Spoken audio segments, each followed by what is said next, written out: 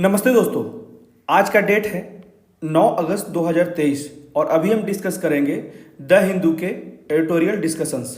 तो आज सबसे पहले हम लोग डिस्कस करेंगे, लोकेशन बेस्ड है स्प्रेटली द्वीप, ठीक है, जो साउथ चाइना सी में है, ठीक है। तो इसको अच्छे से देखते हैं। यहाँ जो मामला है, अभी चाइना और फिलीपींस के बीच में कॉन्फ्लिक्ट चल रहा है, तो इसी को संबंधित देखते हैं पहले कि ये मामला क्या है और उसके बाद इस लोकेशन के बारे में अच्छे से जानते हैं, ठीक है।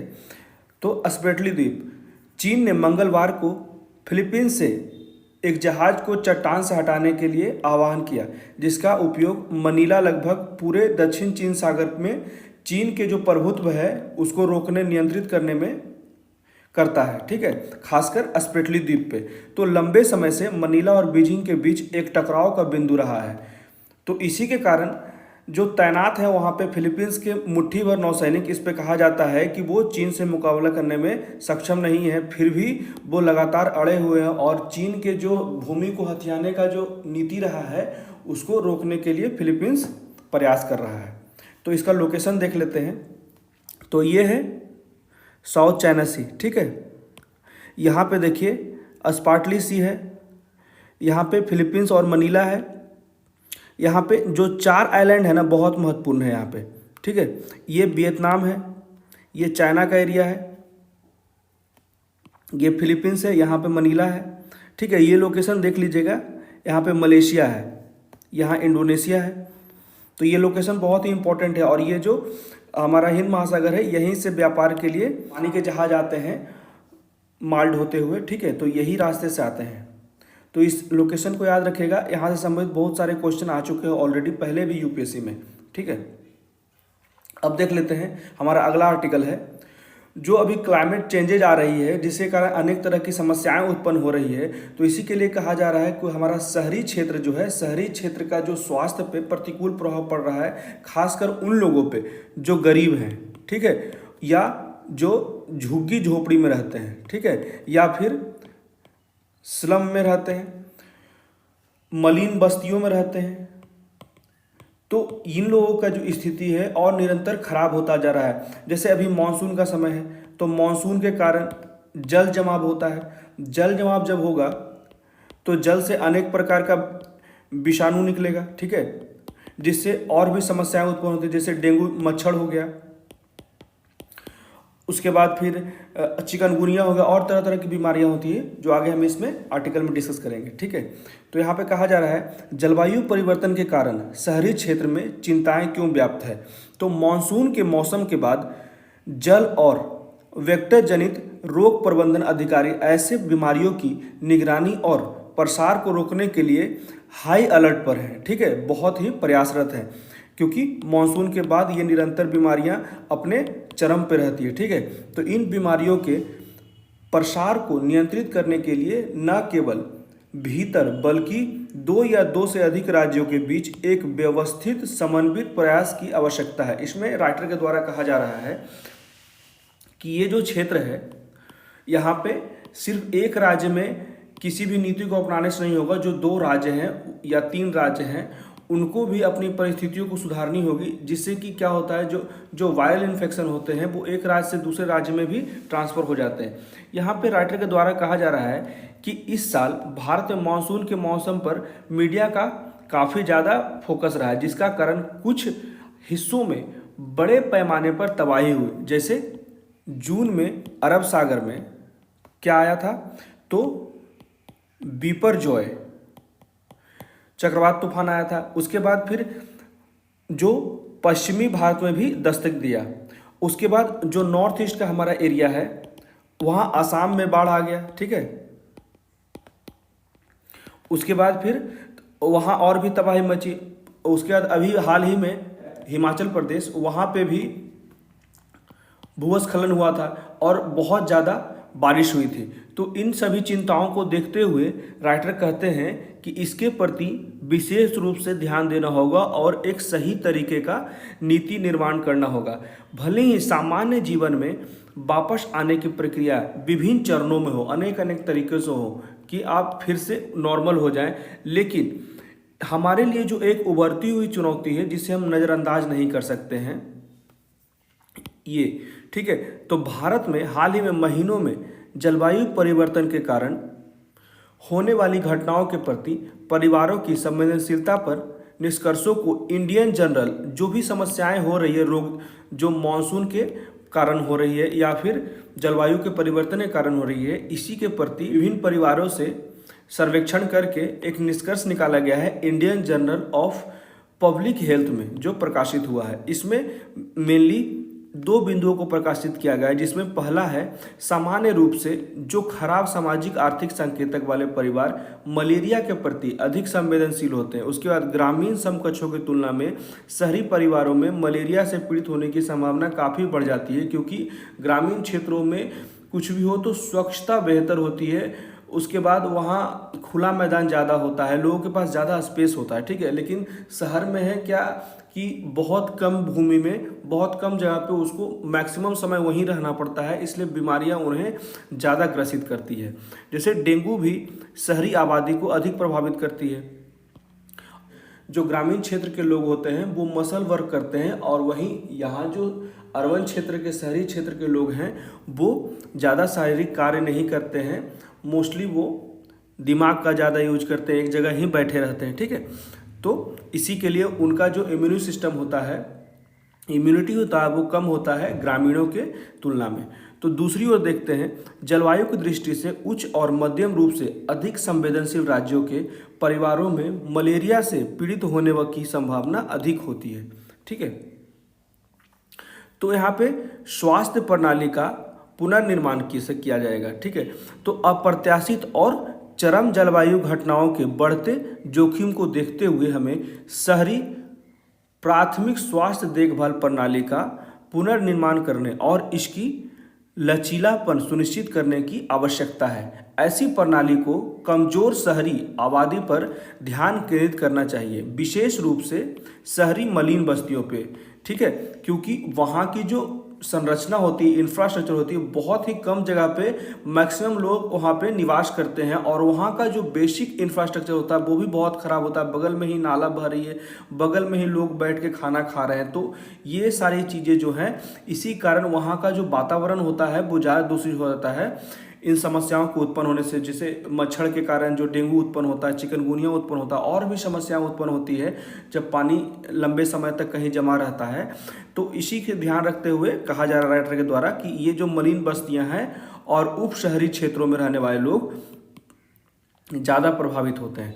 अब इसका समाधान क्या है? तो सार्वजनिक क्षेत्र में निवेश में वृद्धि की जाए, जैसे उनके लिए जो बेसिक इंफ्रास्ट्रक्चर है उसको इम्प्रूव किया जाए सरकार के द्वारा, ठीक है। उसके बाद जलवायु परिवर्तन एवं ग्लोबल वार्मिंग कम करने हेतु वैश्विक स्तर पर ठोस कदम उठा जाए। यानी ऐसा कहा जा रहा है कि ऐसा ना हो कि जो डेवलप्ड कंट्री है वो हमेशा अनडेवलप्ड कंट्री जो है वो इनके कारण जो अभी समस्याएं उत्पन्न हुई है इसी में फंस के रह जाए और इसके समाधान भी नहीं निकल पाए।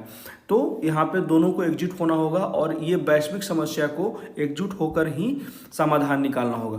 फिर प्राथमिक स्वास्थ्य देखभाल केंद्र में निवेश में वृद्धि की आवश्यकता है। जैसे कि अभी जितने भी पिछड़े क्षेत्र हैं, जैसे मलिन बस्तियां हैं या फिर और भी जो गंदे बस्तियां हैं, उसके आसपास सरकार द्वारा तो प्राथमिक स्वास्थ्य देखभाल केंद्र बना तो दिया गया है, पर डॉक्टर नहीं होते हैं या फिर नर्स होते हैं वो अनएक्सपीरियंस्ड होते हैं या फिर दवाइयों की कमी होती है, इंफ्रास्ट्रक्चर की कमी होती है, ठीक है। तो ये सारी समस्याओं को दूर करने के लिए सरकार को निवेश करने की आवश्यकता है। वहीं वित्त आयोग जैसे संवैधानिक संस्थानों में से कहा जा रहा है कि एक विशेष निधि की आवश्यकता है जो वीकर सेक्शन हैं, जो गरीब लोग हैं, उन्हें सुधारने के लिए स्वास्थ्य के आधारभूत संरचना का विकास करने के लिए निश्चित रूप से निवेश किया जाए, ठीक है।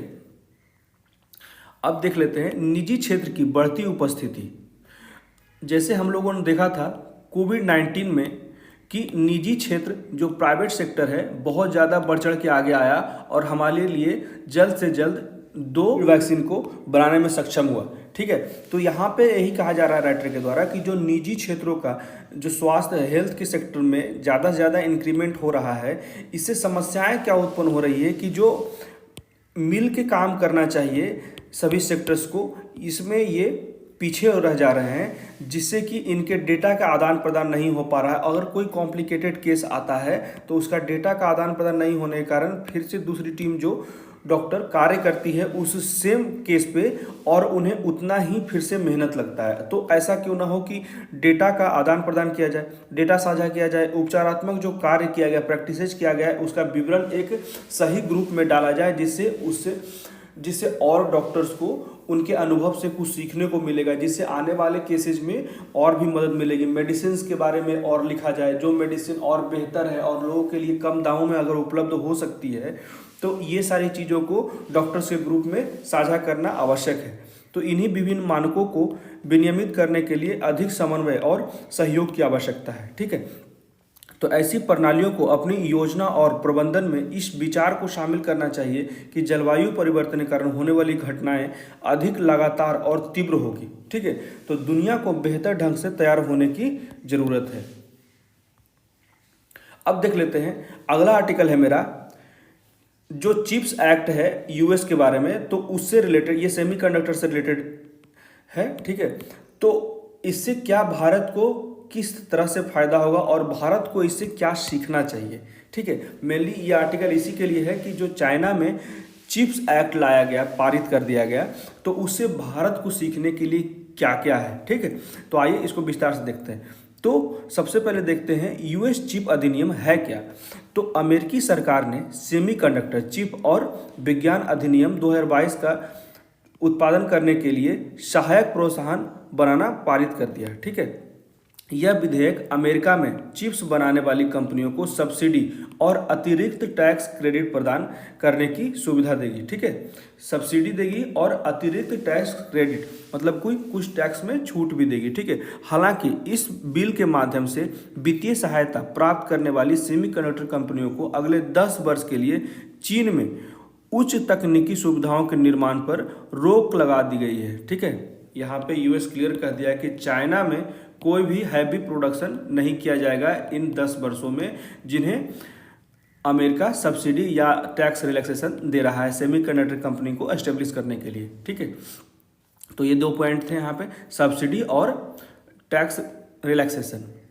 अब देख लेते हैं इस बिल से भारत को क्या फ़ायदा होगा।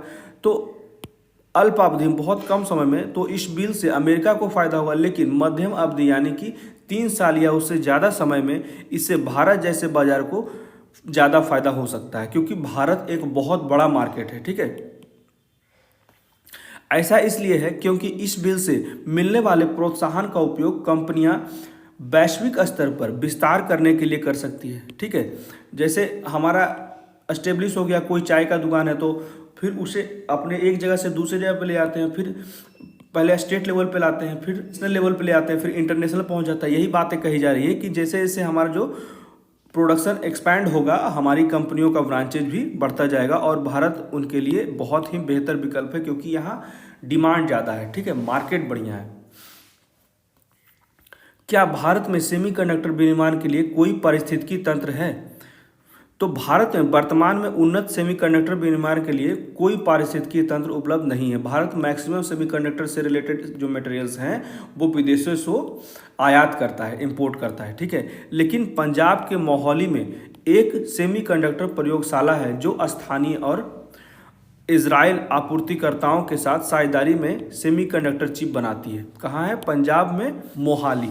ठीक है, इसके अलावा टाटा समूह और वेदांता जैसे समूहों ने यहाँ चिप परिचालन स्थापित करने में रुचि व्यक्त की और सरकार को कुछ वैश्विक फर्मों में से भी रुचि मिली है। ठीक है, मतलब भारत अब आने वाले समय में सेमीकंडक्टर के लिए आगे अपने विकल्प ढूंढ रहा है। ठीक है, भारत ने चिप निर्माताओं के लिए उत्पादन लिंक्ड प्रोत्साहन मतलब कि PLI, तो PLI क्या होता है? तो PLI simply production linked initiative होता है, इसलिए मैंने यहाँ पे इंग्लिश में क्लियर कर दिया। इन 2021 इंडिया अनाउंस्ड इट्स रफली $10 billion production linked initiative scheme to encourage semiconductor and display manufacturing in India. ठीक है, also a design linked initiative scheme to drive global and domestic investment related to design software IP rights ETC was announced. समझे?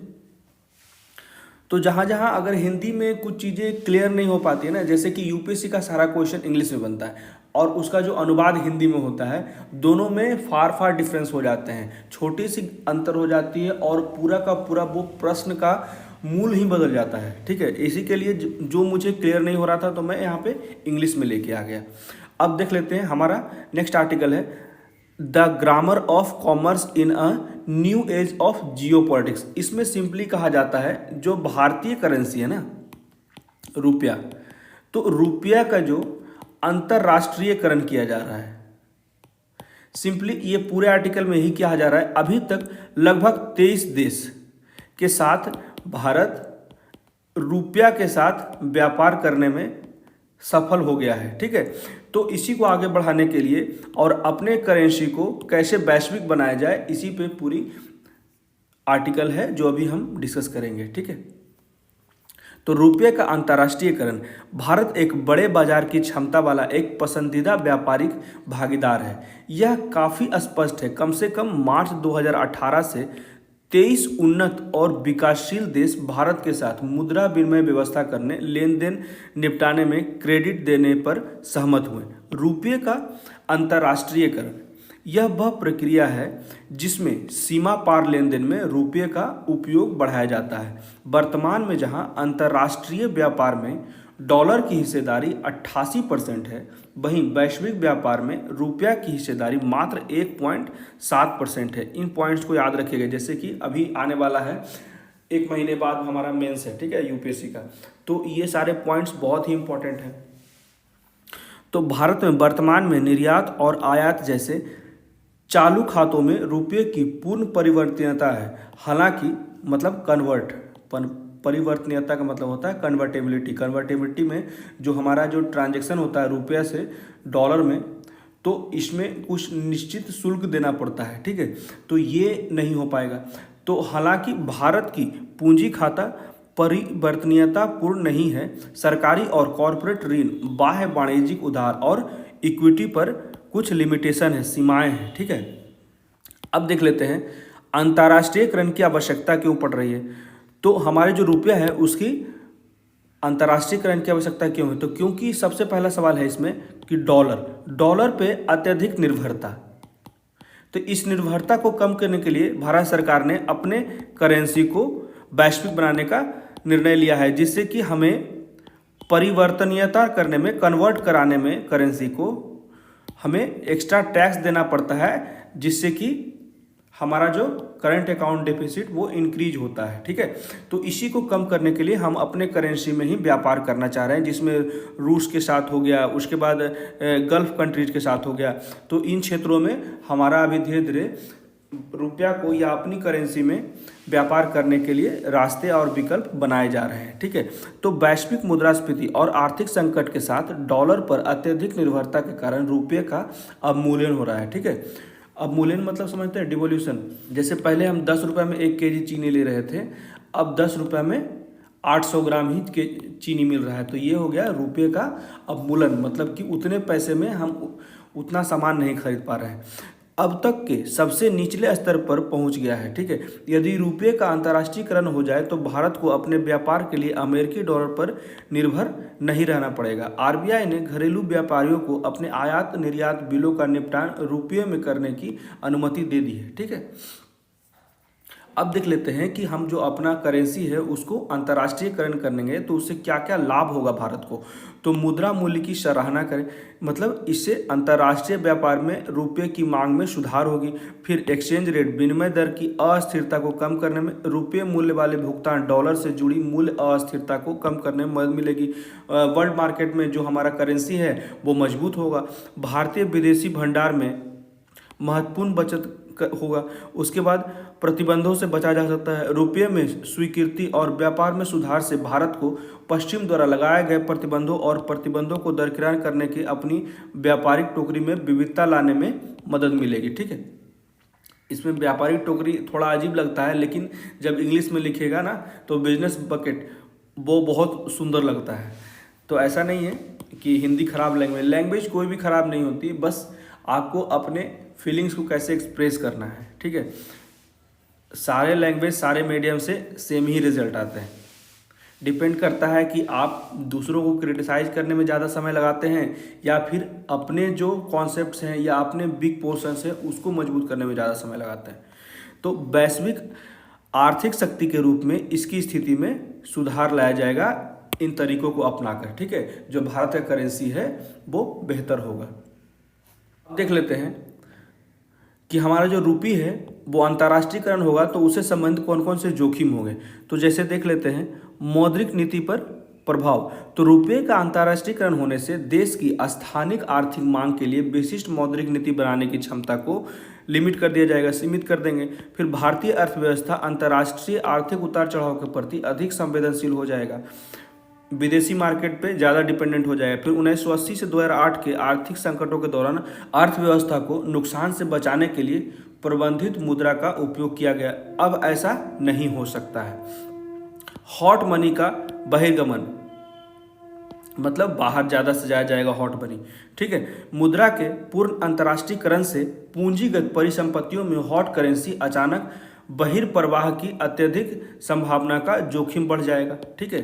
तो इन परिस्थितियों का निरंतर जोखिम बढ़ता जाएगा जिसके समाधान भी हमें ढूंढने होंगे इसको पूरे वैश्विक स्तर पे लागू करने से पहले, ठीक है। तो राइटर निष्कर्ष क्या कहते हैं, यदि भारत को बहुध्रुवीय दुनिया में एक वैश्विक आर्थिक शक्ति के रूप में उभरना है तो संबंधित जोखिमों के साथ रुपये का अंतर्राष्ट्रीयकरण अपरिहार्य है, अत्यंत महत्वपूर्ण है, ठीक है। तो ये था आज का द हिंदू के कुछ इंपॉर्टेंट आर्टिकल्स। कैसा लगा प्लीज़ मुझे कमेंट करके बताएं। मेरे वीडियो को ज़्यादा लाइक करें, शेयर करें, कमेंट करें और मेरे चैनल को सब्सक्राइब करें। Thank you.